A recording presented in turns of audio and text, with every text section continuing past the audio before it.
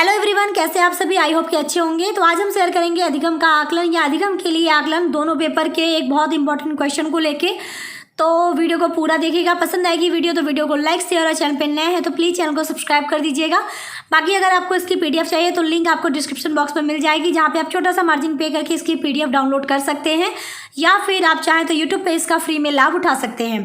तो चलिए शुरू करते हैं अपनी ये वीडियो।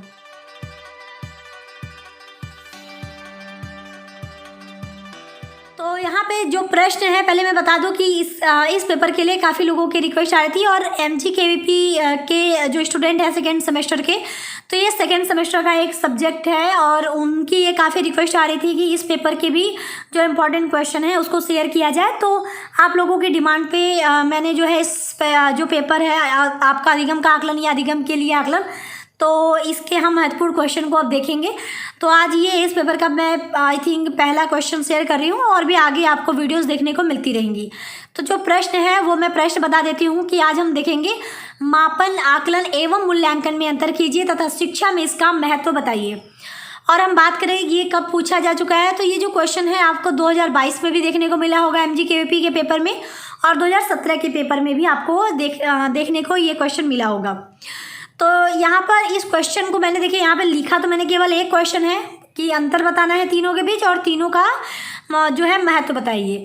अगर आपसे, जैसे ये क्वेश्चन आपको बहुत जगह हेल्प करने वाली है, जैसे अगर आपसे पूछ देता है कि मापन और आकलन के बीच अंतर कीजिए, या फिर आकलन और मूल्यांकन के बीच अंतर कीजिए, या फिर मापन और मूल्यांकन के बीच अंतर कीजिए, मापन या आकलन के बीच मतलब इस तरह से अंतर कीजिए, तो दो का भी अगर आपको देता है अंतर करने को तब भी आप कर सकते हैं, और तीनों को साथ में अगर आपको अंतर बताना है तब भी आप ये क्वेश्चन कर सकते हैं। तो काफ़ी हेल्प करेगी ये वीडियो। और इसके अलावा अगर आपसे केवल ये पूछता है कि मापन का शिक्षा में महत्व क्या है, तब भी आप लिख पाएंगे आंसर। आकलन का शिक्षा में महत्व क्या है, तब भी अगर आप ये वीडियो देखेंगे तो आपको हेल्प मिल जाएगी। मूल्यांकन का शिक्षा में क्या महत्व है, तब भी आपके लिए ये वीडियो काफ़ी हेल्पफुल होगी। तो क्योंकि इसमें तीनों के बारे में हमको बताना है, इसलिए अगर आपको अलग अलग से भी एक के बारे में, दो के बारे में पूछता है, तब भी आपके लिए ये काफ़ी महत्वपूर्ण होने वाला है। तो मैंने इसलिए इसको बता दिया कि ये एक क्वेश्चन आपको कितनी जगह हेल्प करने वाला है। तो चलिए अब हम इसके आंसर पे चलेंगे। तो वीडियो को आप लोग देखिए, पूरा देखिएगा और समझने की कोशिश करिएगा जो मैं समझाऊंगी, क्योंकि जब आप समझ लेंगे ना तो आपको ज़्यादा अच्छे से याद होगा, तो समझना बहुत ज़रूरी है। चलिए तो हेडिंग डालेंगे आप मापन, आकलन और मूल्यांकन में अंतर, क्योंकि हमारा जो क्वेश्चन है पहले यही है। तो लिखेंगे मापन, आकलन और मूल्यांकन में अंतर समझने के लिए हमें तीनों के अर्थों को जानना बेहद ज़रूरी है, तभी जाके हम इनके बीच के अंतर को बखूबी जान पाएंगे। किसी भी चीज़ के बारे में आप अंतर कब कर पाएंगे, जब आपको वो चीज़ है क्या उसके बारे में पता हो। जब आपको उसका मतलब क्या है यही नहीं पता होगा तो अंतर कहाँ से आप समझ पाएंगे, या फिर खुद से भी अगर आपको बताना पड़े तो आप नहीं बता पाएंगे। किसी चीज़ का मतलब जानना बहुत ज़रूरी है। तो इसीलिए मैंने यहाँ पे ये लिखा है कि सबसे पहले आप इसके अर्थों को जानिए। तो इसलिए मैंने यहाँ पे क्या करा है कि मापन का, आकलन का और मूल्यांकन का क्या अर्थ है, उसको मैंने तीनों के अर्थों को पहले लिख दिया है। फिर हमने चार्ट के माध्यम से इनके बीच अंतर को समझाया है। फिगर के माध्यम से भी इनके बीच क्या संबंध है या फिर क्या अंतर है वो भी हमने यहाँ पे आगे आपको देखने को मिलेगा। तो वो चीज़ देखिएगा, क्योंकि बहुत हेल्प करेगी ये आपको जानने में। सबसे पहले हम मापन के बारे में जानते हैं कि मापन क्या है। तो पहले मैं पढ़ देती हूँ, फिर समझाती हूँ, और फिर इसका एक उदाहरण भी आपको साथ में दूंगी, ठीक है। मतलब उदाहरण मैं समझा के दूंगी, क्योंकि यहाँ पे क्योंकि मापन के बारे में केवल नहीं लिख रहा था, इसलिए बहुत ज़्यादा हम इसके बारे में डिटेल से नहीं बता सकते थे, उदाहरण वगैरह सब कुछ देंगे, क्योंकि हमारा मेन जो टॉपिक है वो केवल अंतर बताना है। तो हम पहले बस यहाँ पे अर्थों को बताएंगे कि उसका मतलब क्या है। तो लिखा गया है कि मापन वह प्रक्रिया है जिसके द्वारा गुणों को निर्धारित किया जाता है। यह केवल जानकारी इकट्ठी करने की एक प्रक्रिया है। अतः स्पष्ट है कि मापन वह प्रक्रिया है जिसके द्वारा किसी वस्तु, व्यक्ति या गतिविधि की विशेषता को विशिष्ट मानकों पर महसूस किया जाता है और समझा जाता है, और इसका वर्णन मानक शब्द, प्रतीक या निश्चित इकाइयों के रूप में किया जाता है। कुल मिलाकर मापन का अर्थ है किसी निश्चित इकाइयों में वस्तु या गुण के परिमाण का पता लगाना। यानी मापन में क्या आता है, मापना, यानी किसी चीज़ को हम निर्धारित कर रहे हैं इसके माध्यम से। मतलब मापन ऐसी प्रक्रिया है जिसके द्वारा हम क्या करते हैं, कोई भी गुण हो उसके गुणों को हम निर्धारित करते हैं। जैसे कोई भी वस्तु हो गई, कोई भी व्यक्ति या किसी भी तरह की हम एक्टिविटी या गतिविधि कर रहे हैं तो उसकी विशेषता को बताने के लिए हम कुछ जो है निर्धारण रखेंगे ना कि किस चीज़ से कुछ मानक होगा ना जिसके माध्यम से उस चीज़ के बारे में हम बताएंगे, तो वो मापन की कैटेगरी में आता है। अब मापन में आप शब्द का प्रयोग कर सकते हैं, प्रतीक का प्रयोग कर सकते हैं, किसी इकाई का प्रयोग कर सकते हैं। जैसे अब एग्जाम्पल, जैसे मापन का अर्थ जैसे हमने यहाँ पे बताया कि निश्चित इकाइयों में किसी भी वस्तु या फिर उसके गुण का परिमाण का हम पता लगाते हैं। अब इसका मतलब हम उदाहरण से थोड़ा सा समझते हैं ताकि आपको और अच्छे से समझ में आ जाए। जैसे अगर आपसे पूछा जाए आपके घर से दुकान की दूरी कितनी है, आप बोलेंगे 1 किलोमीटर है। तो जो 1 किलोमीटर है वो क्या है, आप वो किसको रिप्रेजेंट कर रहा है, वो मापन को रिप्रेजेंट कर रहा है। मतलब हम देखिए यहाँ पे किसी चीज़ को हमने एक मानक के रूप में उसको बता दिया कि ये इतनी दूर है, ये 1 किलोमीटर है, या फिर ये 100 इसकी लंबाई कितनी है, तो ये 100 सेंटीमीटर है। तो 100 सेंटीमीटर क्या है, ये भी मापन है। तो जो है उस चीज़ को हमने कह दिया कि इसको हमने क्या किया, हमने एक मानक के रूप में हमने इसकी विशेषता को बता दिया, हमने इसके बारे में बता दिया, इसके गुणों को हमने बता दिया। जैसे ये कितनी ऊंचाई पे है, या ये कितनी दूर है, या तुमने परीक्षा में कितने नंबर प्राप्त किए। जैसे परीक्षा में अगर किसी बालक का टेस्ट में 100 में से चलो मान लो कि 30 नंबर आया, ठीक है, तो वो जो 30 नंबर 100 में से 30 नंबर आया, ये मानक है, ये मतलब ये मापन है, क्योंकि हमने यहाँ पर उस चीज़ को व्यक्त कर दिया कि आपके 100 में से 30 नंबर आए। उसी तरह जैसे कोई वेट है तो ये 100 ग्राम का है। 100 ग्राम क्या है, ये मापन है। तो किसी भी गुणों का निर्धारण करने की जो प्रक्रिया है वो मापन कहलाती है। यानी इसके द्वारा हम किसी भी वस्तु का, या जैसे व्यक्ति की ऊंचाई कितनी है, मतलब लंबाई कितनी है, या फिर जैसे अगर हम कोई कार्य कर रहे हैं तो उसमें हमने 100 कैलोरी चलो बर्न कर दिया, तो 100 कैलोरी क्या है, मापन है। तो उसकी किसी भी चीज़ की विशेषता को हम जब मानक के रूप में बताते हैं तो वो मापन के अंतर्गत आता है। मतलब इसमें हम चाहे वो शब्द का प्रयोग करें, प्रतीक का प्रयोग करें, या फिर किसी निश्चित इकाइयों के रूप में हम इस मापन को, इसका मतलब वर्णन करते हैं। जैसे प्रतीक का मतलब, जैसे कभी कभी हम किसी चीज़ को सिंबल से दिखाते हैं ना, जैसे लैम्डा है, ये सिंबल है। जैसे गूगल में हम लोग जैसे जिम में लिखते हैं उसमें @ करते हैं, तो ये सिंबल है।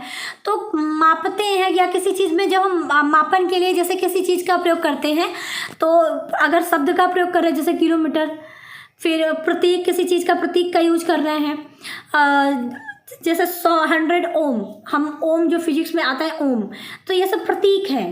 तो जैसे हम किसी प्रतीक का या फिर किसी इकाई का प्रयोग कर लिए, जैसे 100 में से 30 नंबर मैंने कहा, तो किसी भी चीज़ का, यानी वस्तु, व्यक्ति, गतिविधि, किसी भी चीज़ के विशेषता को जब हम किसी मानक के द्वारा प्रस्तुत करते हैं तो वो मापन के अंतर्गत आता है। यानी हम इसमें किसी के मतलब किसी भी निश्चित इकाई में जो है किसी भी वस्तु या गुण का परिमाण का हम पता लगाते हैं।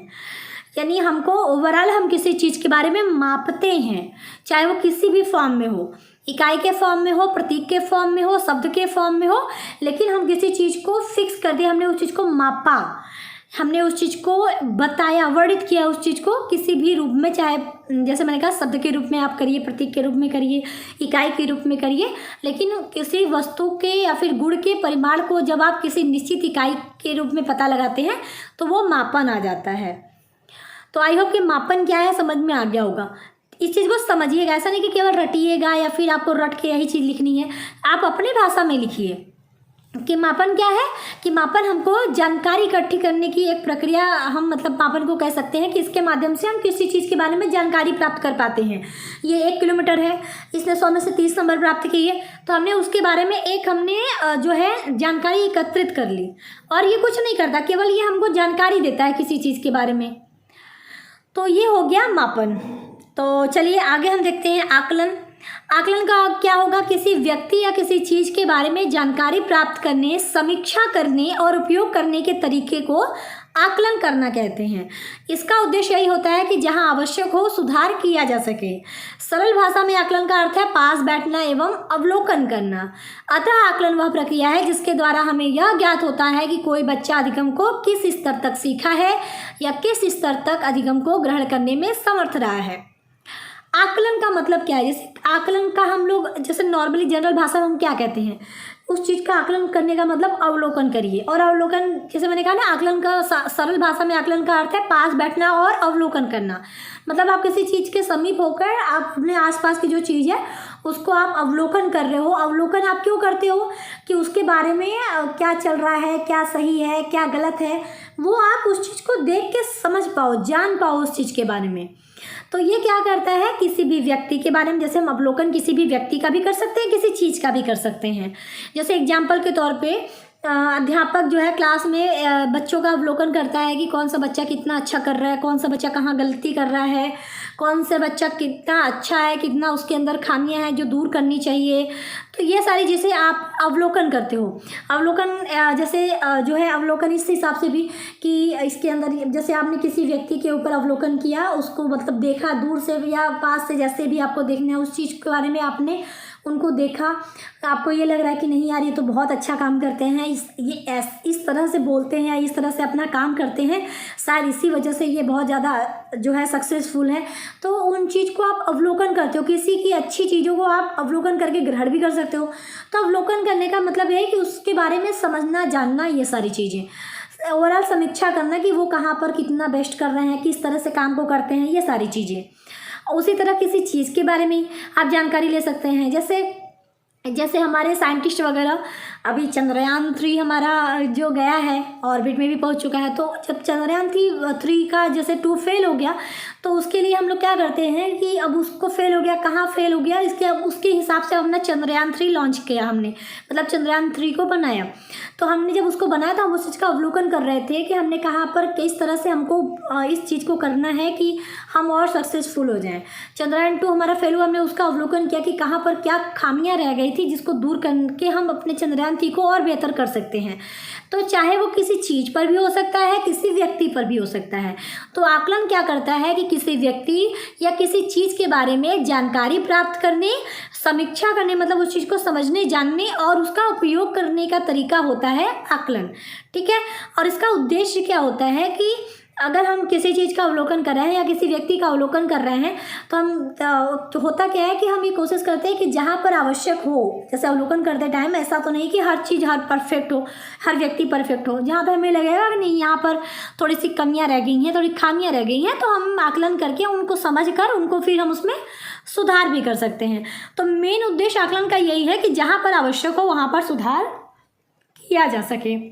अब इसका जो परिभाषा मैंने लास्ट में ही रखा है कि आकलन के द्वारा हमें क्या होता है कि हमें यह ज्ञात होता है कि कोई बच्चा, जैसे अध्यापक जो है आकलन करता है तो उसको आकलन के माध्यम से यह ज्ञात हो पाता है कि बच्चा जो है, अगर उसने अध्यापक ने बच्चे को कुछ सिखाया है तो वो अधिगम यानी सीखने को किस स्तर तक सीखा है, मतलब जितनी चीज़ें अध्यापक ने बताई वो उसमें कितना सफल रहा है, वो कितना बच्चा चीज़ों को सीख पाया है, कितना अधिगम को ग्रहण कर पाने में समर्थ रहा है। तो ये होता है हमारा आकलन। ओवरऑल आकलन यही है कि आप जो है बारीकी से चीज़ों को देखिए, उसके बारे में जानिए और जानकारी इकट्ठा करिए, एकत्रित करिए, उसकी समीक्षा करिए कि कहाँ पर किस तरह से काम को, इस चीज़ को और बेहतर कर सकते हैं, कहाँ पर की गलतियाँ रह गई हैं। ये केवल जानने में इस चीज़ों को मदद करता है। ठीक है। तो ये हमारा हो गया आकलन। अच्छा, एग्जाम्पल जैसे मैंने कहा, तो अभी मापन वाले में हमने ये कह दिया ना कि 100 में से 30 नंबर मिले, तो ये हो गया मापन। हमने केवल निर्धारित कर दिया, हमने एक फिक्स चीज़ बता दी कि तुम्हारे 100 में से 30 नंबर आए हैं। अब उसका जब हम बताते हैं कि जैसे आकलन को हम अब क्या कहेंगे एग्जाम्पल के तौर पे, अब आकलन का मतलब होता है कि अब उस चीज़ के बारे में जानकारी प्राप्त करें, हम उस चीज़ की समीक्षा करें कि अब वो कितना अच्छा है। जैसे 100 में से 30 नंबर एक बच्चा पाया है और एक बच्चा 100 में से 80 नंबर पाया है, तो हम ये कहेंगे कि 100 में से 80 नंबर पाने वाला बच्चा अच्छा बच्चा, मतलब तेज बच्चा है, तेज बुद्धि का बच्चा है। 100 में से 20 या 30 नंबर पाने वाला बच्चा मंद बुद्धि का है। तो हमने उसको एक जो है मतलब उसके माध्यम से जो हमने अंक, हमको जो मापन हुआ था उस मापन को हमने एक अर्थ दे दिया, हमने उसका एक मतलब बता दिया। तो हमने अब उस मापन के आधार पे हमने एक जानकारी हमें उपलब्ध हो गई कि 100 में से 80 वाला बच्चा तेज बुद्धि का है और 100 में से 20-30 नंबर वाला बच्चा मंद बुद्धि का बच्चा है। एक अर्थ दे दिया हमने उस मापन को, तो वो आकलन के अंतर्गत आएगा। यानी अब हमने किसी चीज़ के बारे में जानकारी प्राप्त कर ली, हमने समीक्षा करके उसके बारे में जानकारी एक कलेक्ट कर ली कि अब हमने इसको एक अर्थ दे दिया, तो ये होता है आकलन। अब मूल्यांकन क्या है? मूल्यांकन का शाब्दिक अर्थ मूल्य का अंकन करना है, अर्थात मूल्यांकन मूल्य निर्धारण की प्रक्रिया है। मूल्यांकन के अंतर्गत किसी गुण, योग्यता अथवा विशेषता का मूल्य निर्धारित किया जाता है, अर्थात मूल्यांकन द्वारा परिमाणात्मक या गुणात्मक दोनों ही प्रकार की सूचनाएं प्राप्त होती हैं, जिनके आधार पर बालक की योग्यता एवं उपलब्धियों का आकलन किया जाता है। यानी अब इसमें क्या होता है, मूल्यांकन का अर्थ क्या होता है? मूल्य का अंकन करना, यानी जो हमारे पास चीज़ें हैं, जो हमारे पास मापन द्वारा सब कुछ हमारे पास उपलब्ध है, हमने उसका मूल्य निर्धारण कर दिया। यानी अब इसके अंतर्गत हम क्या करते हैं, किसी भी गुण की मतलब कोई भी गुण हो, योग्यता हो या विशेषता, ठीक है, उनका हम जो है एक मूल्य निर्धारित करते हैं कि हाँ ये अच्छा है, ये खराब है, इसमें इतनी खामियां रह गई हैं। तो ये सारी चीज़ें, चाहे गुण हो, चाहे योग्यता हो, चाहे विशेषता, हम उनका मूल्य निर्धारित कर देते हैं मूल्यांकन के अंतर्गत। यानी अच्छाई बुराई सब कुछ को हम इसमें इन्वॉल्व कर लेते हैं। तो मूल्यांकन जो है इसके द्वारा है, आप देखेंगे तो परिमाणात्मक और गुणात्मक दोनों ही प्रकार की सूचनाएं हमें प्राप्त हो जाती हैं। यानी जैसे एग्जाम्पल देखते हैं, जो है जैसे अभी हम अंक के हिसाब से चल रहे थे ना कि 100 में से, तो एक बच्चा जो है एग्जाम टेस्ट हुआ, ठीक है, उसके 3 टेस्ट हुए, एक टेस्ट में उसके 20 नंबर आए, दोबारा टेस्ट हुआ उसके 40 नंबर आए, तीसरा टेस्ट हुआ उसके 80 नंबर आए।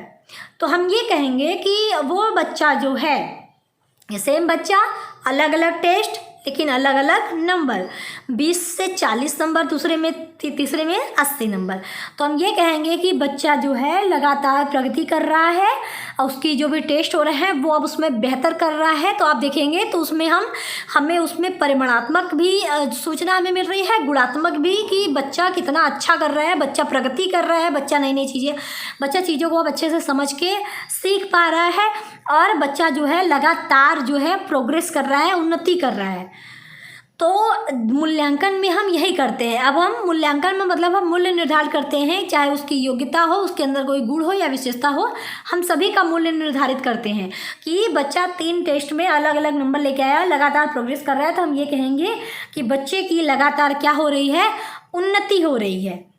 हमने मतलब इसमें क्या कर दिया, मूल्य का हमने मूल्य निर्धारण कर दिया हमें, यानी जो भी उस बच्चे का जैसे नंबर आया उसका हमने मूल्य निर्धारण किया कि बच्चा क्या कर रहा है, अब अच्छा कर रहा है। बच्चा पहले कमज़ोर था लेकिन अब बच्चा धीरे धीरे प्रगति करके अच्छा कर रहा है, बेहतर कर रहा है। तो मूल्यांकन ये है कि मूल्यांकन द्वारा हमें जो है परिमाणात्मक सूचना भी प्राप्त होती है और गुणात्मक सूचना भी प्राप्त होती है, मतलब दोनों तरह की सूचनाएं हमें मिलती हैं। और इसी के आधार पर हम बच्चे की योग्यता और उपलब्धि का भी आकलन करते हैं कि बच्चा जो है कितना अच्छा है, कितना योग्य है, उसकी उपलब्धि क्या है, वो क्या हो रहा है, उसका ग्राफ ऊपर जा रहा है कि नीचे जा रहा है, मतलब वो लगातार उन्नति कर रहा है उपलब्धि में कि वो जो है डाउन जा रहा है, मतलब नीचे जा रहा है। तो ये सारी चीज़ें, यानी मूल्यांकन में हमें निगेटिव पॉजिटिव सारे पहलू जो हैं देखने को मिल जाते हैं। जैसे आपसे पूछा जाता है ना कि किसी भी चीज़ का मूल्यांकन करिए, तो मूल्यांकन में आप क्या करते हैं, दोषों को भी देखते हैं, गुणों को भी देखते हैं। तो यानी मूल्यांकन ओवरऑल इसमें सारी चीज़ें इन्वॉल्व हो जाती हैं। आप इसमें अच्छी चीज़ें भी देखेंगे, बुरी चीज़ें भी देखेंगे, मतलब दोषों को भी देखेंगे, जो है उसके गुणों को भी देखेंगे। तो मूल्यांकन में हर तरह की चीज़ों को इन्वॉल्व किया जाता है, अच्छाई बुराई सभी, और उसके आधार पे हम बच्चे की योग्यता और उपलब्धि का आकलन कर पाते हैं कि बच्चा कितना योग्य है, उसकी उपलब्धि का स्तर क्या रहा है, कैसा चल रहा है, ये सारी चीज़ें। ठीक है, तो ये हमने तीनों के अर्थ को समझ लिया कि तीनों का मतलब क्या है। जनरल लैंग्वेज में भी मैंने उदाहरण के माध्यम से भी आपको समझाया। तो अगर आप ये एग्जाम में नहीं भी लिखते हो तब भी कोई दिक्कत नहीं है, ठीक है। अगर छोटा छोटा 1-2 लाइन में लिखना चाहते हो तब भी लिख सकते हो। मैंने यहाँ पे लिखने का पर्पज़ ये था कि आपको सारी चीज़ें मैं एक साथ ही कवर करा दूँ कि तीनों का मतलब क्या होता है, फिर हम इसके अंतर पे भी चलेंगे। लेकिन इसके पहले मैं आपको कुछ फिगर के माध्यम से और चित्र के माध्यम से इन तीनों पॉइंट को समझाने की कोशिश करूँगी। तो चलिए अगले पेज पे चलते हैं। तो ये आप देखो, मापन आकलन मूल्यांकन को समझने के लिए उदाहरण मैंने यहाँ पे आप देख सकते हो ब्रैकेट में रखा हुआ है। जैसे हम इसको अपने जनरल जो हमारी विद्यालयी शिक्षा प्रणाली है उसी के एग्जाम्पल को लेके चलते हैं। जैसे टेस्ट में हमारे नंबर आए, जो मार्क्स हमारे जो अंक हमको मिलते हैं वो मापन कहलाएंगे, ठीक है। यानी वो केवल हमको बता दिए कि तुम्हारा इतना नंबर आया, वो अच्छा है, उसको हमने कोई अर्थ नहीं दिया कि तुम अच्छा किए, तुमने बुरा किया, तुम अच्छे हो, तुम बुरे हो, तुम तेज बुद्धि हो, तुम मंद बुद्धि हो, हमने ये कुछ नहीं बताया। केवल हमने नंबर निर्धारित कर दिया कि तुम्हारा टेस्ट हुआ, तुम्हारे टेस्ट में 100 में से 20 नंबर आ गए। तो वो जो अंक है वो क्या रिप्रेजेंट करता है, मापन। अब अंक को जब हमने अंक और प्लस अंकों का अर्थ उसमें मिला दिया, यानी अंक के हिसाब से हमने फिर उसको एक अर्थ दे दिया कि 100 में से 20 नंबर आए, भाई तुम मंद बुद्धि के स्टूडेंट हो, या फिर तुम्हारा जो प्रोग्रेस है वो धीरे है, धीमा है, तुम्हें और बेहतर करने की ज़रूरत है, ठीक है। तो अंकों को जब हमने अर्थ दे दिया साथ में अंक के, तो वो कहलाएगा आकलन। अब अंक प्लस अंकों का अर्थ प्लस मूल्य निर्धारण, यानी जब हमने अंक और अंकों के अर्थ को इन्वॉल्व किया कि तुम अच्छे मंद बुद्धि के बालक हो या तुमको और बेहतर करने की ज़रूरत है, फिर हमने मूल्य निर्धारण कर दिया कि नहीं, तुम्हारे में यहाँ पे कमियाँ रह गई थी, तुमको इसको और बेहतर करना है, तुम इस चीज़ में और इस तरह से करो तो तुम और बेहतर कर पाओगे। तो हमने जब मूल्य निर्धारण कर दिया साथ में अंक प्लस अंकों के अर्थ को, तो वो हमारा हो गया मूल्यांकन, ठीक है। एग्जाम्पल वही कि लगातार 3 टेस्ट हुआ, 3 टेस्ट में जैसे 3 टेस्ट हुआ बच्चे का, एक में 20, एक में 40, एक में 80 नंबर वाला, तो वो हमने एक मूल्य निर्धारण कर दिया कि लगातार तुम क्या कर रहे हो, तुम लगातार अच्छा नंबर स्कोर कर रहे हो, तो तुम जो है तुम्हारी योग्यता जो है बढ़ रही है, तुम्हारी उपलब्धि जो है बढ़ रही है। तो हमने एक मूल्य निर्धारण कर दिया। अंकों का अर्थ, तुमने 20 नंबर प्राप्त किया, हमने कहा मंद बुद्धि हो, या फिर तुमने कम प्रोग्रेस किया, तुमने नहीं पढ़ा, तुम अच्छा परफॉर्मेंस तुमने नहीं दिया। 40 आया, तुमने एवरेज दिया। 80 आया, हमने कहा तुमने बहुत अच्छा काम किया, या तुमने बहुत अच्छा नंबर स्कोर किया, तुम बहुत अच्छे विद्यार्थी हो। तो एक अर्थ दे दिया। लेकिन जब उसके हमने ग्राफ को देखा, यानी 3 बार लगातार टेस्ट में अलग अलग नंबर, तो हमने ये कह दिया कि तुम लगातार उन्नति कर रहे हो, हमने एक मूल्य निर्धारण कर दिया। तो ये जब तीनों मिल जाते हैं तो वो कहलाता है मूल्यांकन। अब हमने इसको आपको दिखा दिया कि नंबर के हिसाब से किस तरह से हम तीनों को समझ सकते हैं। फिर यहाँ पे फिगर के माध्यम से भी आप समझिए कि जैसे परीक्षा हुआ, परीक्षा में जैसे अब हमने यहाँ फिगर दे दिया कि सबसे पहले परीक्षा हुआ, फिर हमने उसको मापन किया, फिर आकलन, फिर मूल्यांकन। तो मूल्यांकन में देखो आप मापन और आकलन सब इन्वॉल्व हो जाता है। आकलन में आपका मापन इन्वॉल्व होता है, क्योंकि मापन के जो अंक है उसी को आप अर्थ देते हो तो आकलन बनता है। और मापन क्या है, परीक्षा का जो नंबर हमने दिया वो मापन हो गया। तो इसको फिगर से आप ये दिखा सकते हो कि मापन, आकलन और मूल्यांकन के बीच संबंध क्या है कि मूल्यांकन में आपका मापन और आकलन इन्वॉल्व होता है, आकलन में आपका मापन इन्वॉल्व होता है, और मापन क्या है, परीक्षा में जो अंक मिले वही तो मापन है। तो ये आपका फिगर के माध्यम से मैंने इसको समझाने की कोशिश की है। आई होप कि आपको अच्छे से समझ में आया हो कि क्या है मापन, क्या है आकलन और क्या है मूल्यांकन। उदाहरण मैंने नंबर के हिसाब से आपको बताया ही है, तो आई होप कि आपको क्लियर हो गया होगा। अब हमारी बारी आती है आपके मेन पॉइंट जो है मापन, आकलन और मूल्यांकन के बीच अंतर। तो मापन, आकलन, मूल्यांकन के बीच अंतर के लिए हमने क्या किया, तीनों को सेक्शन में डिवाइड कर दिया। एक में मापन यानी मेजरमेंट, आकलन यानी असेसमेंट, और मूल्यांकन यानी इवैल्यूएशन। तो अब हम तीनों के बारे में देखेंगे। बहुत जो है मैंने कोशिश की है कि सरल भाषा में आपको इसको उपलब्ध करा पाऊँ। तो यहाँ पे पहला मापन क्या है, किसी वस्तु का अंकात्मक रूप है, अतः इसमें नंबर यानी अंक आवंटित किए जाते हैं। यानी हम देखें तो मापन में हम कह सकते हैं कि ये अंकात्मक रूप है, यानी जो भी परीक्षा हुआ तो हमने उसमें एक नंबर दे दिया, यानी हम इसमें अंक जो है आवंटित करते हैं, मतलब अंक बांटते हैं, यानी अंक दे देते हैं। तो मापन में यही चीज़ होता है, अंक दे दिया जाता है कि 100 में से 20 नंबर आए, 100 में से 80 नंबर आए, तो हमने एक अंक दे दिया, तो ये मापन हो गया। आकलन क्या है, अंकों का अर्थ निकालना आकलन है कि तुमने बहुत अच्छा, तुम मतलब अच्छे बच्चे हो, तुम तेज बुद्धि के बच्चे हो, तुम मंद बुद्धि के बच्चे हो, तो हमने उसको एक अर्थ दे दिया उस नंबर को, तो वो आकलन हो गया। मूल्यांकन क्या है, अंक देना, अंकों का मूल्य निर्धारण करना तथा अंकों का अर्थ निकालना ही मूल्यांकन है।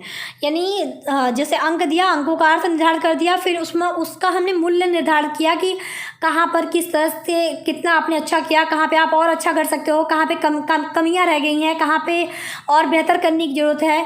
तो एक या फिर आपकी उपलब्धि स्तर क्या चल रही है, आप उन्नति कर रहे हो कि अवनति कर रहे हो, आपकी उपलब्धि जो है मतलब अप डायरेक्शन में है कि डाउन डायरेक्शन में है। तो ये हम जो उस मूल्यों का निर्धारण कर देते हैं अंक और अंकों के अर्थ के साथ साथ, तो वो मूल्यांकन कहलाता है। तो इसको देखिए, बहुत ज़्यादा डिटेल में नहीं बता रही हूँ अभी, ऊपर मैंने क्योंकि अभी बताया, तो यहाँ पर फिर से दोबारा वही चीज़ रिपीट करने का कोई मतलब नहीं है, ठीक। अब इसको हमने अभी जो ऊपर बताया उसको हमने थोड़ा सा यहाँ पे अब इक्वेशन के फॉर्म में लिखा है। तो अंक आवंटन इक्वल टू मापन, अंक आवंटन प्लस अंकों का अर्थ आकलन, अंक आवंटन प्लस अंकों का अर्थ प्लस अंकों का मूल्य इक्वल टू मूल्य निर्धारण कर लीजिएगा, तो अंकों का मूल्य इक्वल टू मूल्यांकन। अब तीसरा यहाँ पे है, यह परिमाणात्मक होता है क्योंकि इसमें आपने एक वैल्यू दे दी, तो परिमाण का मतलब आप आई थिंक आप समझ ही रहोगे। जैसे एक होता है परिणाम, एक होता है परिमाण। तो परिमाण में जैसे किसी वस्तु का एक वैल्यूबल जो चीज़ होती है वो बात आती है। तो यह परिमाणात्मक है क्योंकि आपने एक नंबर दे दिया, आपने एक इकाई के रूप में उस चीज़ को रिप्रेजेंट कर दिया। तो ये जो है मापन जो है वो परिमाणात्मक होता है। जो आपका आकलन है वो परिणात्मक होता है, यानी उस परिमाण का क्या रिजल्ट निकला, क्या परिणाम निकला। जैसे 100 में से 80 नंबर आए तो हमने उसका एक परिणाम बता दिया कि आप तेज बुद्धि के बालक हो, तो प्रतिभाशाली बुद्धि के स्टूडेंट हो, या फिर एक लेवल कि 100 में से 100 नंबर आ गए तुम बहुत प्रतिभाशाली बच्चे हो। तो एक परिणाम, हमने एक रिजल्ट दे दिया उस परिमाण के आधार पर। तो इसे आकलन क्या होता है, यह परिणात्मक होता है। जबकि आपका जो मूल्यांकन है वो परिमाणात्मक और परिणात्मक दोनों होता है, क्योंकि इसमें हम अंक के आधार पर उनका फिर एक जो है मूल्य निर्धारण करते हैं कि उसका जो उन्नति है, उसकी जो उपलब्धि है वो किस तरह का है, कहाँ पे खामियां हैं, कहाँ पे किस तरह का है, आपकी जो उपलब्धि स्तर है वो कैसा है। तो एक परिणाम तो आप बता ही रहे हो कि इसका रिजल्ट क्या निकलेगा, लेकिन साथ ही साथ इसमें परिमाण भी इन्वॉल्व हो जाता है। तो परिणाम में आप देखो, परिणाम मूल्यांकन वाला जब आप ऊपर फिगर देखोगे तो उसमें क्या आता है, आपका मापन और आकलन दोनों आता है। इसीलिए जो मूल्यांकन होगा उसमें वो परिमाणात्मक और परिणात्मक दोनों होगा। चौथा है, मापन का क्षेत्र सीमित होता है, आकलन प्रायः मापन से अधिक विस्तृत है और मूल्यांकन इन दोनों से ज़्यादा विस्तृत है। तो इसको बताने की जरूरत नहीं है, फिगर आपके ऊपर सामने देखा ही था आपने। सबसे छोटा मापन है, उसके मापन में ही आकलन के अंतर्गत ही मापन इन्वॉल्व होता है। तो और मूल्यांकन सबसे ऊपर है, तो मूल्यांकन में आपका आकलन और मापन सभी आ जाते हैं। तो मूल्यांकन का क्षेत्र ज़्यादा विस्तृत है, आकलन का मापन से ज़्यादा है और मापन का सबसे सीमित स्तर है या सीमित क्षेत्र है। पांचवा हमारा है, यह कभी भी या कभी कभी चलने वाली प्रणाली है। यानी हम देखो, जो परीक्षा अगर हम करते हैं तो परीक्षा ऐसा तो नहीं कि रोज ही चल रही है परीक्षा, लगातार क्लास में पढ़ाते जा रहे हो, परीक्षा चलती जा रही है। कोई अंक निर्धारण वाली जो प्रोसेस है, आप देखोगे टेस्ट होता है, तो परीक्षा होती है, तो वो कभी कभी या कभी भी चलने वाली प्रणाली होती है। मतलब लगातार नहीं चलती है, कभी कभी या कहीं भी, मतलब कभी भी या कभी कभी चलने वाली प्रणाली है। जबकि जो आपका आकलन है तो यह संपूर्ण अकादमिक अवधि के दौरान निरंतर चलने वाली प्रक्रिया है। यानी अध्यापक जब जैसे पूरा एक अपने क्लास 1 में अगर आप पढ़ रहे हो तो लगातार अध्यापक जब तक आपको क्लास 1 पूरा नहीं होता तब तक आपको पढ़ाता रहता है। तो उसी दौरान वो आकलन भी करता रहता है कि कौन सा बच्चा अच्छा कर रहा है, कौन सा बच्चा गलत कर रहा है, या फिर कौन से बच्चे को ज़्यादा मेहनत करने की ज़रूरत है। तो आकलन जो है वो संपूर्ण अकादमिक अवधि के जो एकेडमिक ड्यूरेशन है उसके अंतर्गत लगातार ये चलने वाली प्रक्रिया है। मतलब ये हमेशा चलता रहता है, ये कह सकते हैं कि ये सतत होता है। तो उसको आगे मैंने पॉइंट वैसे सतत वाला लिखा है छठे पॉइंट में, लेकिन अभी मैं इसका मतलब बता दे रही हूँ। और मूल्यांकन क्या है, जैसे मूल्यांकन आप कब करते हो, तो आकलन, जैसे आकलन का मतलब क्या, अवलोकन करना ना। तो अवलोकन आप लगातार करोगे। अगर आप पढ़ा रहे हो, क्लास में अध्यापक पढ़ा रहा है, तो आप लगातार बच्चों को देख रहे हो, समझ रहे हो कि कौन सा बच्चा अच्छा कर रहा है, कौन सा बच्चा गलत कर रहा है, या फिर कौन से बच्चे को ज़्यादा मेहनत करने की ज़रूरत है। तो ये आप आकलन करते हो जो लगातार चलती रहती है। लेकिन मूल्यांकन, जैसे मूल्यांकन हम कब करेंगे कि कौन सा बच्चा इस अवधि में, मतलब इस ड्यूरेशन में क्लास 1 में बहुत अच्छा किया, कौन से बच्चे ने, मतलब कौन सा बच्चा नहीं अच्छा कर पाया। तो इसके लिए परीक्षा होता है। तो परीक्षा क्या है, वो मूल्यांकन है। तो यह पाठ्यक्रम की समाप्ति पर होने वाला प्रक्रिया है। तो मूल्यांकन हम तब करते हैं, यानी जब सब कुछ वो चीज़ पूरा हो जाता है तब हम मूल्यांकन करते हैं कि आप कितने सफल रहे और कितने असफल रहे। मूल्यांकन का तात्पर्य यही है कि आप कितने सफल रहे और आप कितने असफल रहे। तो ये मूल्यांकन हो गया। छठा पॉइंट है, मापन कभी कभी होता है, क्योंकि ये हमेशा तो होता नहीं, कभी कभी होता है। और आकलन ये सतत होता है क्योंकि लगातार होता रहता है। और मूल्यांकन प्रायः अंत में किया जाता है। मतलब ये जब सब खत्म हो जाता है वो पाठ्यक्रम, तब उसके समाप्ति पे हम करते हैं। तो उसी को कहा गया है कि मूल्यांकन प्रायः अंत में, यानी अंतिम में हम मूल्यांकन करते हैं। सातवां है, मापन में कि यह स्थिर होता है। और जो अवलोकन होता है यह लचीला होता है, क्योंकि हमेशा लगातार चलता रहता है। कभी हमने ज़्यादा किसी बच्चे को हमने ज़्यादा अवलोकन किया, किसी बच्चे पे कम अवलोकन किया, क्योंकि हम बच्चे के प्रोग्रेस के हिसाब से ये चीज़ें कर सकते हैं। तो ये लचीला होता है, ऐसा नहीं कि ये फिक्स है, ये डिपेंड करता है। तो ये लचीला होता है। जबकि मापन क्या है, अगर 100 में से 20 नंबर मिले तो मिले भाई, ऐसा थोड़ी है कि नहीं ये जो है बदलता रहेगा, ऑटोमेटिक नहीं। तो मापन जो है वो स्थिर रहता है, जबकि आपका अवलोकन जो है वो लचीला होता है। और जो मूल्यांकन में है कि यह कभी लचीला तो कभी स्थिर हो सकता है। ठीक है, ये सिचुएशन के हिसाब से है कि कभी लचीला भी हो सकता है और कभी स्थिर भी हो सकता है। 8वां पॉइंट है मापन जो है उपलब्धि का स्तर है। आकलन में है कि आकलन प्राप्ति का स्तर है। और 8वां में मूल्यांकन का है कि यह उन्नति का स्तर है, क्योंकि मापन की आपकी उपलब्धि क्या है, आपने 100 में से कितने नंबर हासिल कर लिए, ठीक है, तो आपकी उपलब्धि बता देता है। जबकि आकलन क्या है, प्राप्ति, कि आप प्राप्ति का स्तर क्या है, जो आपने नंबर आपने प्राप्त किए उसका मतलब वो किस तरह का है, उसको हमने जब अर्थ दिया तो हमको एक प्राप्ति हो गई कि हमने अच्छा किया, हमने बुरा किया, तो इसीलिए आकलन क्या है, प्राप्ति का स्तर है। कि और जो मूल्यांकन के बाद हमें ये पता चल पाता है कि आप कितने सफल हो पाए, कितने असफल हो पाए, तो हम ये कह सकते हैं कि ये क्या है, उन्नति का स्तर है। ये हमारी बताता है, ये ओवरऑल रिजल्ट देता है, तो ये उन्नति का स्तर है। 9वां है कि इसके द्वारा छात्रों की उत्तर पुस्तिका को जांच कर अंक प्रदान किए जाते हैं। यानी मापन में हम यही तो करते हैं, उसको उत्तर पुस्तिका जो होती है, जो परीक्षा लिया गया उसकी उत्तर पुस्तिका हमने जांचा और हमने अंक प्रदान कर दिया। तो मापन में तो यही होता है। आकलन में क्या होता है कि आकलन द्वारा छात्रों की कमजोरियों और अच्छाइयों को जान पाते हैं। यानी अध्यापक जब बच्चों का अवलोकन करता है, क्लास पढ़ाता रहता है तो साथ ही साथ वो अवलोकन भी करता रहता है कि ये बच्चा अच्छा है, इस बच्चे का मैथ में कमज़ोर है, ये बच्चा जो है सोशल साइंस में थोड़ा कमज़ोर है। तो ये हमें जो है मतलब जो विद्यार्थी की जो कमजोरियां और अच्छाइयां हैं उसको अध्यापक जो है वो जान पाता है अवलोकन के माध्यम से। और मूल्यांकन क्या है कि मूल्यांकन द्वारा दोषों का पता लगाकर उनको दूर किया जाता है। यानी मूल्यांकन में क्योंकि हम एक रिजल्ट देखते हैं कि एक अंतिम निष्कर्ष देखते हैं कि आप कितने सफल रहे, कितनी असफल रहे, तो उसके द्वारा हम जो है दोषों का पता लगाते हैं ताकि उनको दूर कर सकें। जैसे कोई भी रूल नियम आते हैं, कोई सिद्धांत आता है तो क्या वो फिक्स हो जाता है? नहीं होता है ना। तो हम उसका मूल्यांकन करते हैं कि इसमें यहाँ पर कमियां रह गई थी, तो इसीलिए फिर उसके ऊपर फिर दूसरा नियम आता है, उसी को फॉलो करते हुए एक दूसरा नियम आता है जहाँ पर उन कमियों को दूर कर दिया जाता है। इसी तरह बहुत सारे सिद्धांत हैं। एग्जाम्पल के तौर पे अगर आप देखें तो केमिस्ट्री में लगातार नियम आते गए, सबके नियम आए, बोर का जो है एटॉमिक मॉडल आया, फिर रदरफोर्ड आए, मतलब इसी तरह सबका जो है अलग अलग आप देखें तो जो है नियम आते गए, ताकि किसी एक में अगर कुछ दोष है तो उसको दूर करके फिर हम अपना नियम लाएं, फिर उसमें कुछ कमी आए तो फिर तीसरा नियम आता है। इसी तरह आया ना। तो वही है कि मूल्यांकन में हम दोषों का पता लगाकर उनको दूर करते हैं। 10वां है कि मापन, आकलन और मूल्यांकन की एक तकनीक है। यानी मापन देखो तो एक तकनीक है, आकलन और मूल्यांकन करने की एक तकनीक है। यानी इसी को हम आधार बनाकर हम आकलन भी करते हैं और मूल्यांकन भी करते हैं। जबकि आकलन क्या है, एक निदानात्मक प्रक्रिया है। निदान का मतलब देखिए, निदान का मतलब ठीक करना, इलाज करना नहीं होता। निदान का मतलब होता है पता लगाना, डायग्नोस करना। डायग्नोस्टिक सेंटर आप देखते हो ना, आप जाते हो जो है डायग्नोस्टिक सेंटर में, आप अल्ट्रासाउंड कराओ, एक्सरे कराओ, सिटी स्कैन कराओ, कुछ भी कराओ, तो वो आप क्यों कराते हो कि अगर आपके बॉडी में कुछ प्रॉब्लम है तो आप उस चीज़ का पता लगाओ कि प्रॉब्लम कहाँ पर है। ठीक है, मतलब पेट में कहीं प्रॉब्लम है, हार्ट में कहीं प्रॉब्लम है, लंग्स में कहीं प्रॉब्लम है, ब्रेन में कहीं प्रॉब्लम है, कहीं पर भी कोई प्रॉब्लम है, चेस्ट में कहीं प्रॉब्लम है, तो उस चीज़ को पता लगाने के लिए हम डायग्नोस्टिक सेंटर जाते हैं, हम अपना डायग्नोसिस कराते हैं, तो हमको ये चीज़ पता चल जाता है। तो निदान करना मतलब डायग्नोस करना, मतलब पता लगाना। तो आकलन क्या है, एक निदानात्मक प्रक्रिया है। मतलब इसमें हम चीज़ों के बारे में पता लगाते हैं कि यहाँ पर अच्छा है, यहाँ पर ठीक है, इसमें मतलब ज़्यादा इस पर मेहनत करने की ज़रूरत है, इसको ठीक करने की ज़रूरत है, इस पर सुधार करने की ज़रूरत है।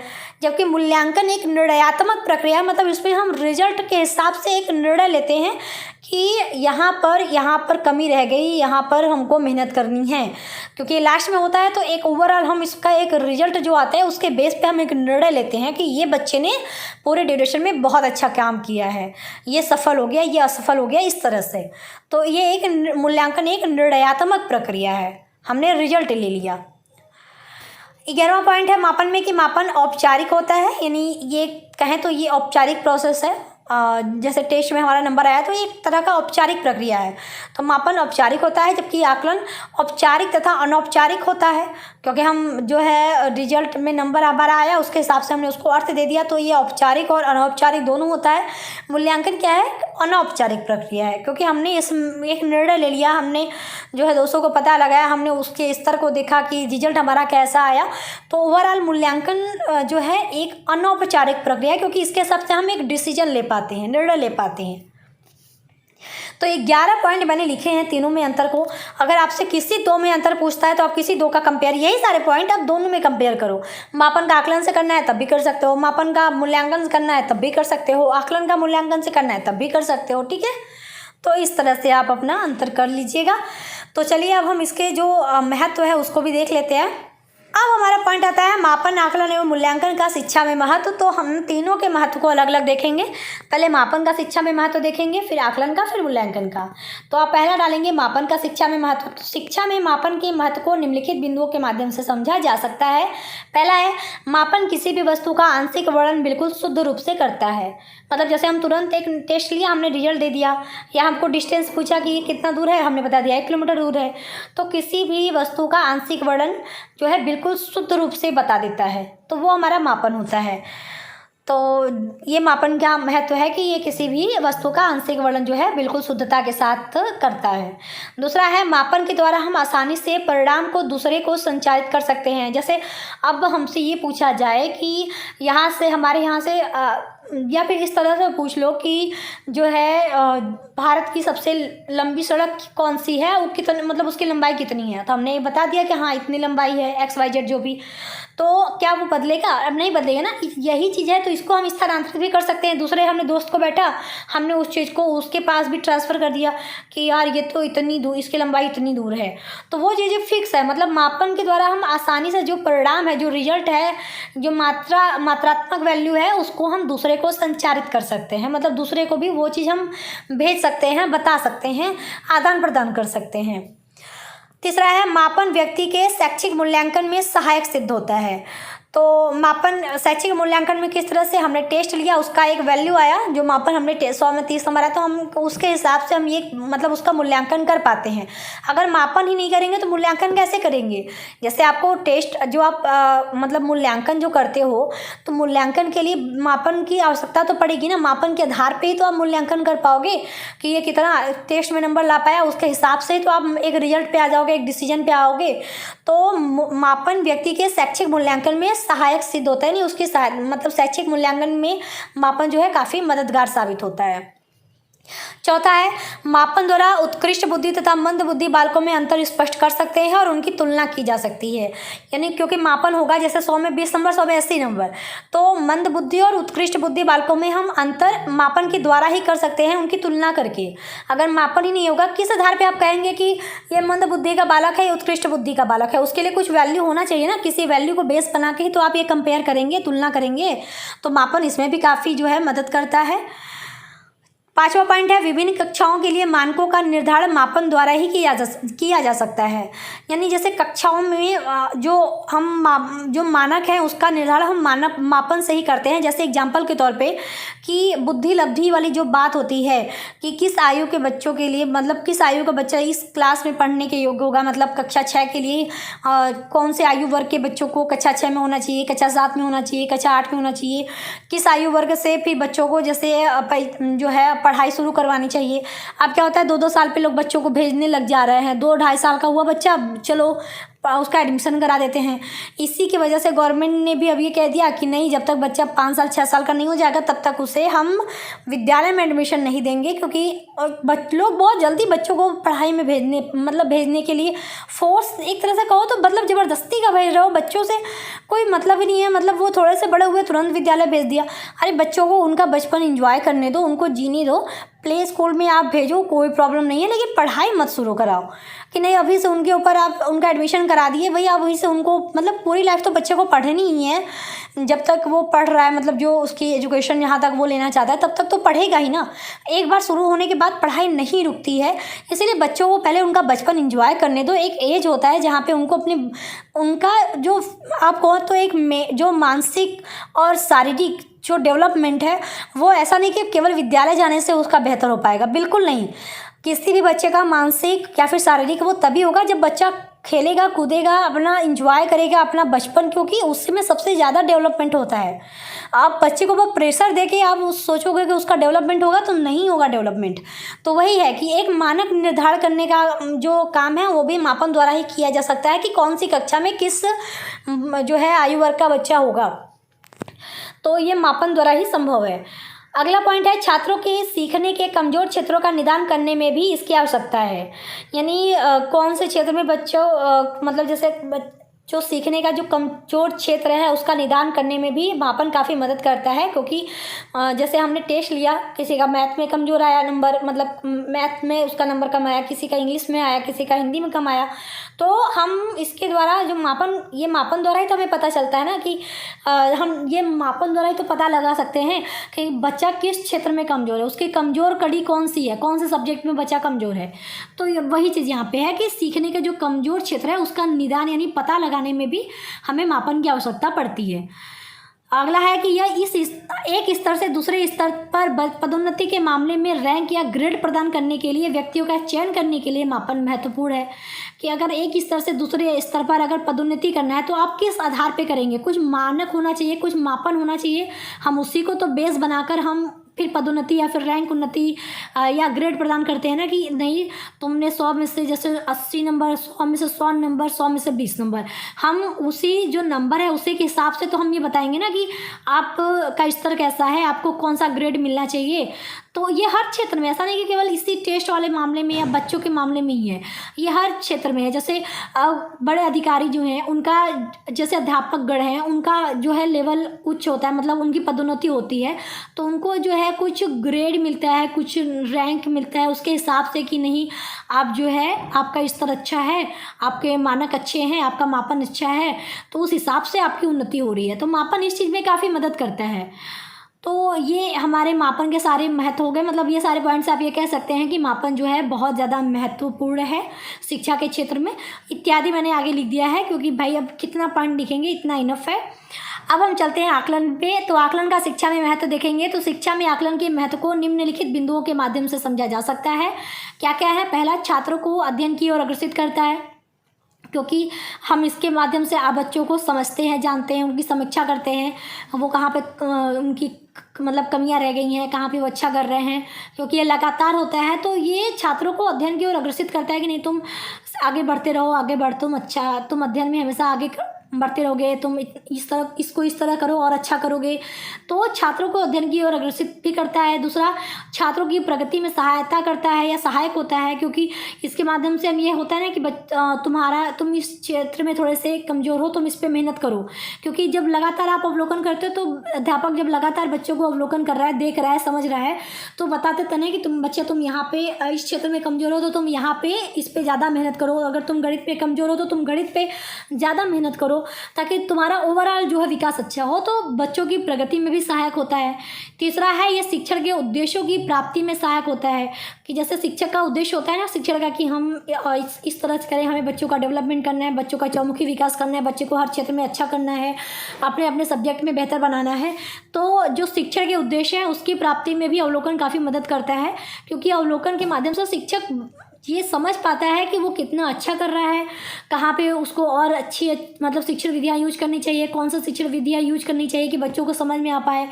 तो शिक्षण के उद्देश्यों की प्राप्ति में भी सहायक होता है। चौथा है, इसके द्वारा बालक के अधिगम का मूल्यांकन किया जाता है और अधिगम में हुई कठिनाइयों को आकलन के द्वारा पता लगाया जा सकता है। मतलब बालक की जो सीखने की कैपेसिटी है, सीखने की जो क्षमता है, बालक कितना सीख रहा है, इसका भी मूल्यांकन हम इसी के द्वारा, आकलन के द्वारा ही तो कर पाएंगे, क्योंकि मूल्यांकन में आपका आकलन इन्वॉल्व है। तो मूल्यांकन जो है इसी के द्वारा यानी आकलन के द्वारा ही हम मूल्यांकन कर सकते हैं। और साथ ही बच्चे को अधिगम में सीखने में कहाँ पर कठिनाई हुई है इसको भी हम आकलन के द्वारा पता लगा सकते हैं कि बच्चे को कहाँ पर दिक्कत हो रही है सीखने में, बच्चा क्यों नहीं सीख पा रहा है, किस पॉइंट पर बच्चे को ये टॉपिक समझ में नहीं आ रहा है, ताकि हम उसको किस तरह से रिप्रेजेंट करें कि बच्चा अच्छे से समझ पाए। जैसे होता है ना कि कुछ बच्चों को अगर हम किसी एक शिक्षण विधि का उपयोग करके समझा रहे हैं, कुछ बच्चों को समझ में आ गया लेकिन कुछ बच्चों को समझ में नहीं आया, तो शिक्षक क्या करता है, दूसरे शिक्षण विधि उपयोग करता है ताकि सबको समझ में आ पाए। तो वही है कि इसके द्वारा जो अधिगम में हुई कठिनाइयों का आकलन के द्वारा भी पता लगाया जाता है कि बच्चे को कहाँ पर दिक्कत हो रही है सीखने में। तो ये सारे पॉइंट की वजह से हम ये कह सकते हैं कि इस वजह से भी जो है आकलन काफ़ी महत्वपूर्ण है। पांचवा है कि इस प्रक्रिया के द्वारा यह पता चलता है कि एक शिक्षक बच्चे को किस स्तर तक अधिगम कराने में सफल रहा है। यानी आकलन के द्वारा ही हम ये पता भी लगा पाते हैं कि एक जो शिक्षक है वो अपने मतलब जो बच्चे हैं उनको किस स्तर तक जो है सिखाने में सफल रहे हैं। अगर कोई टॉपिक शिक्षक को पढ़ाना है तो हम आकलन के माध्यम से ही तो ये समझ पाएंगे ना कि अध्यापक कितना सक्सेसफुल रहा है बच्चों को वो सारे टॉपिक समझाने में, सिखाने में। तो ये भी इस वजह से भी आकलन काफ़ी महत्वपूर्ण है। अगला है छात्रों की कमजोरियों को जानने में यह सहायक होता है। इन छात्र की कहाँ पे कमियां रह गई हैं उसको भी हम आकलन के माध्यम से जान पाते हैं कि जो कमज़ोर कड़ी है बच्चे को कहाँ पर उसकी कमजोरी क्या है, ये भी जानने में मतलब कि कहाँ पर वो मतलब उसको दिक्कत हो रही है, किस वजह से वो नहीं सीख पा रहा है चीज़ों को, क्या हमें अपनी शिक्षण विधि में कुछ चेंज करने की ज़रूरत है क्या, या फिर हमको बच्चे को और बहुत अच्छे से समझाने की ज़रूरत है क्या, या फिर कौन सा सब्जेक्ट में वो कमज़ोर पढ़ रहा है, क्यों कमज़ोर पढ़ रहा है। तो ये सारी चीज़ें तो छात्रों की जो कमज़ोरी है उसको भी जानने में काफ़ी मदद करता है आकलन। अगला है इसके माध्यम से छात्रों की आवश्यकताओं की जानकारी प्राप्त हो पाती है, क्योंकि जब हम कमज़ोरी जान जाते हैं तो हम ये भी जान पाते हैं ना कि इस कमज़ोरी को हमें दूर करने के लिए क्या आवश्यक चीज़ें करनी है, तो क्या नीड है बच्चे की ताकि बच्चा सफल हो पाए, उस चीज़ को बेहतर कर पाए। तो आकलन के माध्यम से छात्र की क्या आवश्यकता है इसकी भी जानकारी हमें मिल पाती है, यानी कि उसकी ये आवश्यकता है, उसको ये नीड है, उसकी ये आवश्यकता है ताकि वो अपने काम अपने मतलब शिक्षा को बेहतर कर पाए, या फिर जो है उसकी जो कमज़ोर कड़ी है, उसकी जो कमजोरियां हैं विद्यार्थी की, उन आवश्यकताओं की मदद से वो उन कमजोरियों को दूर कर पाएगा। तो इन सभी चीज़ों के लिए आकलन काफ़ी महत्वपूर्ण होता है। तो इत्यादि आप लिख लीजिएगा क्योंकि इतना इनफ है। चाहे तो आप और भी पॉइंट लिख सकते हैं। आई थिंक कि आपको आकलन क्या होता है इसका मतलब आपको समझ में आ गया होगा, तो ये आप लिख लीजिएगा इतना। और अब हमारा लास्ट में बचता है मूल्यांकन, तो चलिए उसको भी देख लेते हैं। तीसरा हमारा है मूल्यांकन का शिक्षा में महत्व। तो लिखेंगे शिक्षा में मूल्यांकन के महत्व को निम्नलिखित बिंदुओं के माध्यम से समझा जा सकता है। तो पहला है मूल्यांकन के द्वारा छात्रों को अपनी शैक्षिक प्रगति का ज्ञान होता है, क्योंकि ओवरऑल एक रिजल्ट होता है, क्योंकि लास्ट में होता है, अंत में होता है, तो हमको एक जो बच्चों की शैक्षिक प्रगति है उसका हमें नॉलेज हो पाता है कि हाँ जो है बच्चे की शैक्षिक प्रगति क्या हुई है, बच्चा कितना सफल रहा है, एक हम डिसीजन पे आ जाते हैं। तो बच्चे का जो शैक्षिक प्रगति है उसका हमें नॉलेज हो पाता है, ज्ञान हो पाता है। दूसरा है मूल्यांकन के द्वारा छात्रों में प्रेरणा, आत्मविश्वास, आत्मसंतोष, आगे बढ़ने की हिम्मत उत्पन्न होती है, और साथ ही उन्हें अपनी कमियों की जानकारी भी मिल पाती है जो उन्हें भविष्य में अपनी परिश्रम करने में प्रेरणा देती है।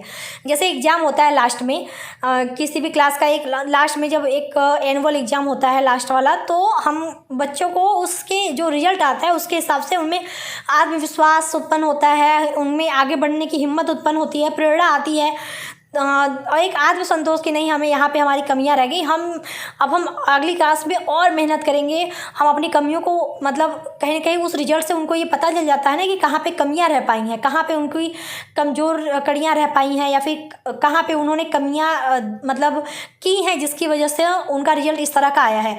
तो उन कमियों की भी जानकारी उन्हें मिल जाती है उस रिजल्ट से, और उसके वजह से उनके अंतर्गत अंदर एक आत्मविश्वास आता है, एक प्रेरणा मिलती है कि हम अगली क्लास में और बेहतर करेंगे, हमारा अगर ये सब्जेक्ट कमज़ोर रह गया तो हम अगली क्लास में इस सब्जेक्ट में और मेहनत करेंगे, हम और परिश्रम करेंगे। तो उसकी जो प्रेरणा है हमें इस मूल्यांकन के द्वारा मिलती है। तीसरा है मूल्यांकन शिक्षा में सुधार तथा गुणवत्ता उन्नयन में सहायक होता है, क्योंकि मूल्यांकन के माध्यम से बच्चों को पता चल पाता है ना कि कहाँ पे कमियां रह गई हैं, कहाँ पे उन्हें और मेहनत करना है ताकि वो अपने शिक्षा में सुधार करें, और गुणवत्ता उन्नयन में मतलब हमेशा ऊपर उठने में काफ़ी मदद करता है, अपनी मतलब अच्छाइयों को और बेहतर बनाने में काफ़ी मदद करता है। चौथा है मूल्यांकन उचित शैक्षिक निर्णय लेने के लिए आवश्यक है, यानी जो है एक डिसीजन लेने में भी काफ़ी महत्वपूर्ण होता है मूल्यांकन की, नहीं हमें कहाँ पर किस तरह से और बेहतर कार्य करना है, कहाँ पर और ज़्यादा मेहनत करनी है, कहाँ पे हमसे कमियां रह गई हैं। तो एक डिसीजन हम ले पाते हैं इसकी वजह से मूल्यांकन के माध्यम से, क्योंकि हमें एक रिजल्ट मिल जाता है, उसके हिसाब से ही हम आगे की चीज़ों को जो है सोचते विचारते हैं और उसके लिए मेहनत भी करते हैं। तो एक डिसीजन जो लेने का काम होता है, एक शैक्षिक निर्णय जो लेने का काम होता है, उसमें भी उसके लिए भी जो है मूल्यांकन काफ़ी महत्वपूर्ण होता है। अगला पॉइंट है मूल्यांकन की सहायता से अध्यापक बच्चों की रुचियों, योग्यताओं, क्षमताओं, सामर्थ्य, कमियों आदि को पहचान कर उन्हें उचित मार्गदर्शन करते हैं। तो कि जब ओवरऑल एक रिजल्ट आता है मूल्यांकन की सहायता से तो अध्यापक भी बच्चों की रुचि के बारे में जान पाता है, उनकी योग्यता के बारे में जान पाता है, उनकी क्षमता, उनके सामर्थ्य, उनकी कमी, सब कुछ के बारे में, नहीं बच्चे के ओवरऑल चीज़ों के बारे में अध्यापक उन मूल्यांकन की सहायता से जान पाता है, समझ पाता है और उनकी पहचान भी कर पाता है कि हम कहाँ पर बच्चे को मार्गदर्शन देने की ज़रूरत है, कहाँ पर बच्चे से कमियाँ रह गई हैं जिसको सुधारने की ज़रूरत है। तो उन सभी चीज़ों को पहचान कर उन्हें उचित मार्गदर्शन भी हम दे पाते हैं मूल्यांकन की सहायता से। तो इस वजह से भी कहा जा सकता है कि जो मूल्यांकन है वो काफ़ी महत्वपूर्ण है। अगला पॉइंट है, मूल्यांकन के द्वारा शिक्षक अपने शिक्षण की सही जानकारी प्राप्त करके उन्हें सुधार करते हैं। यानी जैसे रिजल्ट आया तो शिक्षक को भी पता चल जाता है कि उसके शिक्षण में कहाँ पर जो है कमियाँ रह गई हैं जिसे कि वो और बेहतर कर पाए, ताकि बच्चे को जो मतलब बच्चे का जो उद्देश्य है, शिक्षा का जो उद्देश्य है वो पूरा हो पाए, बच्चे को हम और बेहतर सिखा पाए। तो शिक्षक के लिए भी काफ़ी महत्वपूर्ण होता है मूल्यांकन। अगला है, मूल्यांकन के आधार पर छात्रों को शैक्षिक तथा व्यावसायिक निर्देशन भी दिया जा सकता है। यानी अगर बच्चे का जो रिजल्ट आया हमने मूल्यांकन किया, जो रिजल्ट आया उसके आधार पे हम बच्चे को एक शैक्षिक या व्यावसायिक निर्देशन भी दे सकते हैं कि अब आप लोग हताश मत होइए, निराश मत होइए, आप और बेहतर कर सकते हैं। किस तरह से आप अपने काम को करें कि आप बेहतर हो पाए। मैथ पे कमज़ोर है तो हम कह सकते हैं कि आप इसके लिए प्रैक्टिस करिए, जितना ज़्यादा हो सके उतना प्रैक्टिस करिए, जहाँ पे नहीं समझ में आता है पूछिए। तो एक उचित निर्देशन का भी काम जो है किया जा सकता है मूल्यांकन के आधार पर ही। अगला है, मूल्यांकन से छात्रों की रुचियों, अभिरुचियों, कुशलताओं, योग्यताओं, दृष्टिकोण एवं व्यवहारों का ज्ञान संभव होता है। यानी मूल्यांकन के माध्यम से ही हम बच्चे की क्या रुचि है, क्या योग्यता है, क्या व्यवहार है, उनका क्या नज़रिया है, क्या दृष्टिकोण है, उन सभी का ज्ञान हम जो है मतलब ले पाते हैं, जान पाते हैं। तो उन सभी चीज़ों का ज्ञान जो है संभव हो पाता है मूल्यांकन के माध्यम से। अगला हमारा जो पॉइंट है, मूल्यांकन शिक्षा के उद्देश्यों को स्पष्ट करता है कि जो मूल्यांकन जब हम करते हैं तो हमारा जो शिक्षा उद्देश्य, क्योंकि हम उसी को पूरा करने के लिए ही शिक्षण प्रक्रिया, शिक्षा अधिगम प्रक्रिया को अप्लाई करते हैं। तो जो शिक्षण के उद्देश्य हैं वो मतलब कितने सफल रहे, कितने असफल रहे, कहाँ पे कमियां रह गई, मूल्यांकन के द्वारा हम जो शिक्षण के उद्देश्य है उसको स्पष्ट कर पाते हैं कि कैसा रहा उद्देश्य, कितना पूरा हुआ, कितना नहीं पूरा हुआ, कहाँ पे कमियां हैं, कहाँ पे और बेहतर करने की ज़रूरत है। तो ये सारी पॉइंट इत्यादि मैंने लिख दिया है। तो आई थिंक इतना मूल्यांकन का भी पॉइंट आपने देख लिया। अगर आपसे अलग अलग भी पूछता है तब भी आप कर पाएंगे। आई होप कि आपको सारी पॉइंट क्लियर हो गए हो। तो लास्ट में आप ये लिख सकते हैं, अतः कुल मिलाकर हम ये कह सकते हैं कि शिक्षा में मापन, आकलन और मूल्यांकन का बहुत महत्व होता है। तो ये था आज का वीडियो। कैसी लगी वीडियो बताइएगा। पसंद आएगी वीडियो तो वीडियो को लाइक शेयर और चैनल को सब्सक्राइब कर दीजिएगा। आई नो कि वीडियो थोड़ी लेंदी हो गई है, उसके लिए सॉरी, लेकिन समझाना भी जरूरी है क्योंकि आप लोगों की ही रिक्वेस्ट आती है। तो चलिए मिलते हैं नेक्स्ट वीडियो में, तब तक के लिए टेक केयर, बाय बाय, जय हिंद।